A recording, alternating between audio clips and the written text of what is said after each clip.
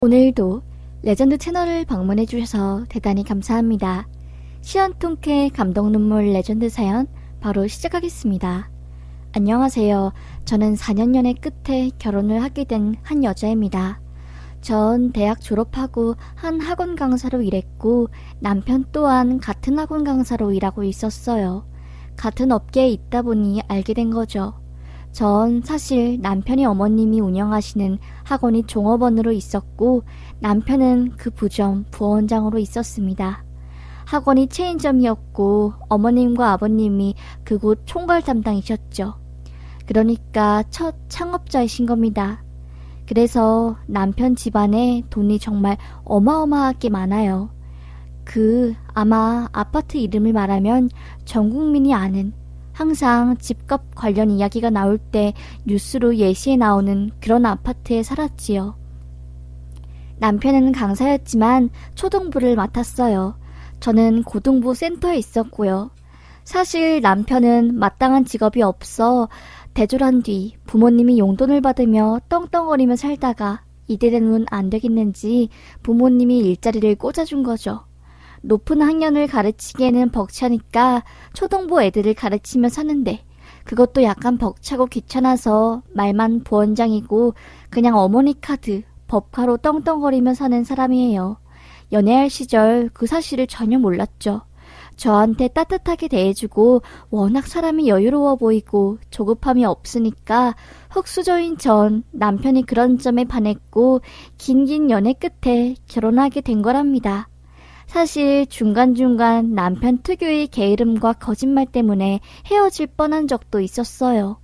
그런데 그때마다 어머님 때문에 못 헤어졌지요. 어머님은 정말 성격이 대장부 같으세요. 어찌나 시원시원하시고 여자의 마음을 잘 아시는지 어찌 보면 어머님이 상사인데도 저한테 전혀 불편한 기색 없이 아들이 잘 못하면 말하라고 아주 혼꾸녕을 내준다며 든든한 저의 편이 되어주셨어요. 그렇게 결혼하고 전 임신 준비를 하느라 학원 일을 그만두었고 남편은 몸이 피곤하다는 핑계로 초등부 강사 일도 그만두고 학원 부원장으로 있으면서 월급만 받으며 생활을 하고 있었습니다.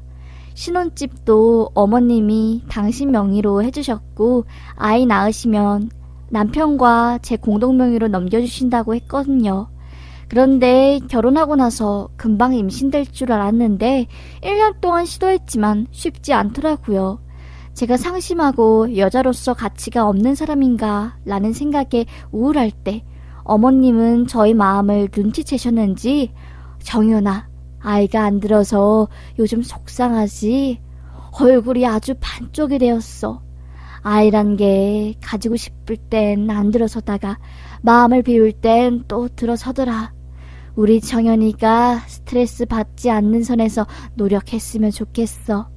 만약 아이 때문에 우리 며느리 정연이가 힘들고 우울하다면 좀 쉬거나 아이에 대한 마음을 비우는 것도 괜찮을 것 같다. 그러니 우리 생각하지 말고 스트레스 받지 말고, 응? 하면서 두꺼운 봉투를 쓱 주시는지 본이 500만 원이 들어있었습니다. 저는 깜짝 놀라 어머님 이게 뭐예요 이게?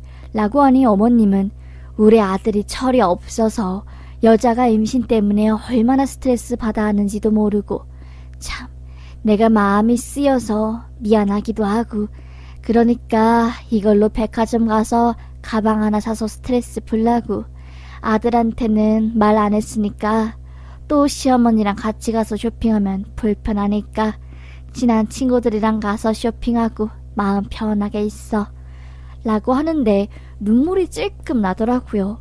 남편은 임신 못하는 게 내 탓인 양 자꾸 나한테 타박만 하고 밖으로 나돌아서 속상했는데 어머님이 이렇게 먼저 나서서 저희 마음을 위로해주니 어찌나 기분이 좋던지요. 그렇게 위태롭던 부부 사이는 어머님 덕에 한 걸음 더 가까워지게 되었지요. 그러던 중 정말 기적처럼 저에게 아기가 생기게 되었습니다. 시험관까지 생각하고 있던 찰나 생각지도 못하게 아이가 저에게 오게 된 거였어요. 얼마나 기쁘고 좋았는지 몰라요. 행복했고 정말 날아가는 듯 했습니다. 자기야, 이것 봐. 2줄이야. 우리한테도 이제 아이가 생겼다고. 라고 말하니 남편도 정말이야? 확실해? 와! 하면서 헐레벌떡 부모님한테 전화해 이 사실을 말하더라고요. 당연히 시아버님도 좋아하셨지만 어머님이 정말 친정 엄마보다 더 좋아하셨습니다. 참 기뻤죠. 저 고등학교 2학년 때 엄마 암으로 돌아가시고 더 이상 엄마의 품 같은 거는 느껴보지도 못할 것 같았는데 생각지도 못한 시어머니께서 이렇게 따뜻한 느낌을 받을 줄은 상상도 못했습니다. 그렇게 임신한 저는 행복하게 태교하며 아이를 품에 품고 있었어요. 남편도 평소와는 다르게 엄청 잘해주었고 저는 왕비가 된 듯 하루하루 행복했지요. 그러던 저희 삶에 청천벽력 같은 방해자가 튀어나왔습니다. 딱히 직업도 없는 남자가 매일 저녁 늦게 집에 오는 게 이상해서 몇 번 물어보았더니 그냥 친구들 만난다고 아는 친구랑 작은 사업 계획하고 있어서 그런 거라고 하며 말을 돌리더라고요. 핸드폰을 몰래 보려고 하니까 당연히 잠금이 걸려 있었고요. 자꾸 집에 올 때마다 못맡던 향수 냄새라든지 이상하게 찝찝한 냄새가 나는 겁니다. 여자의 직감으로 이건 외도하는 게 분명했어요.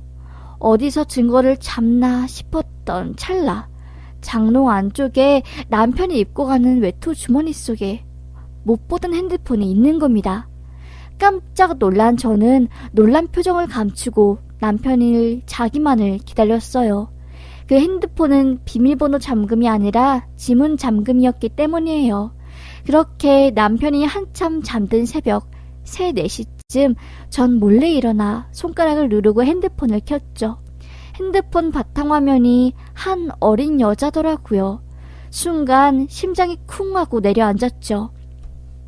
이게 뭔가 싶었고 라인이라는 메시지를 톡을 열어본 순간 내 사랑이라고 되어 있는 겁니다. 열어보니 참 어이가 없더라고요. 제가 임신하기 전부터 만났던 것 같았어요.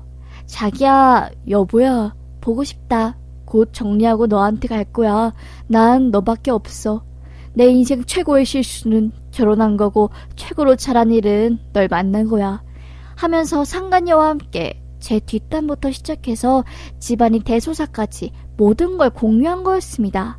소름이 끼쳐서 헛구역질이 나오려고 하더라고요.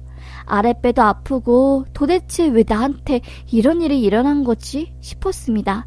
후다닥 핸드폰에 있던 내용들을 캡처하고 제 핸드폰에 옮긴 뒤 저는 다시 그 핸드폰을 그 자리에 두고 침대에 누웠어요.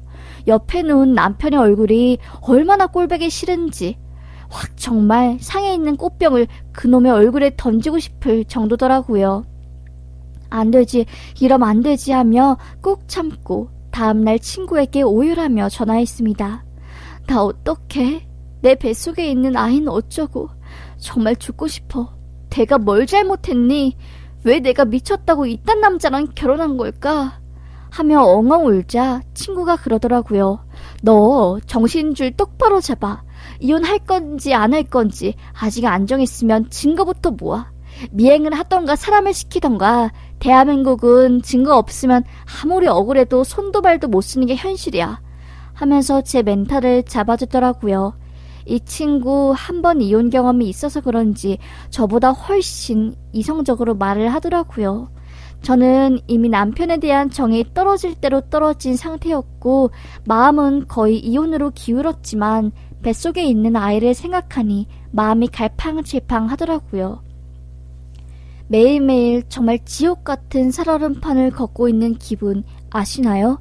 아침에 눈 뜨기 싫고 모든 사실을 아는데 그 사실을 말할 수 없으니 애써 웃음 짓는